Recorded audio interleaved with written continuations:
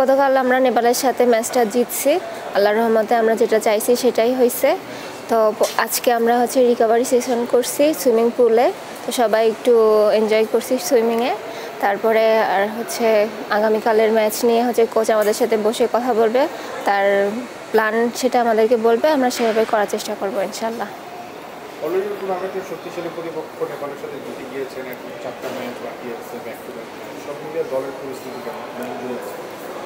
দলের পরিস্থিতি আলহামদুলিল্লাহ ভালো, ছোটোখাটো ইনজুরি আছে, এটা থাকবে যেহেতু ম্যাচ খেললে একটু ইনজুরি হয়, তো আলহামদুলিল্লাহ সব মিলিয়ে ভালো। আলহামদুলিল্লাহ টিমের সবাই ভালো আছে। আজকে রিকভারি সেশন ছিল, জিমে ওয়ার্ক ছিল, সুইমিং ছিল, সবাই আজকের দিনটায় এনজয় করেছে। আর ছোটোখাটো ইনজুরি, এটা আসলে ইনজুরি বলা যায় না, ওইটার জন্য ফিজিও আছে। ইনশাল্লাহ সব মিলিয়ে আলহামদুলিল্লাহ ভালো আছে।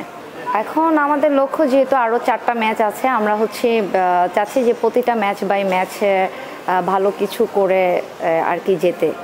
লক্ষ্য তো সবারই থাকে একটা ভালো, আমাদেরও আছে, তবে আমরা পরের ম্যাচটা গুরুত্বপূর্ণ দিচ্ছি। প্রতিটা ম্যাচই আমাদের কাছে গুরুত্বপূর্ণ।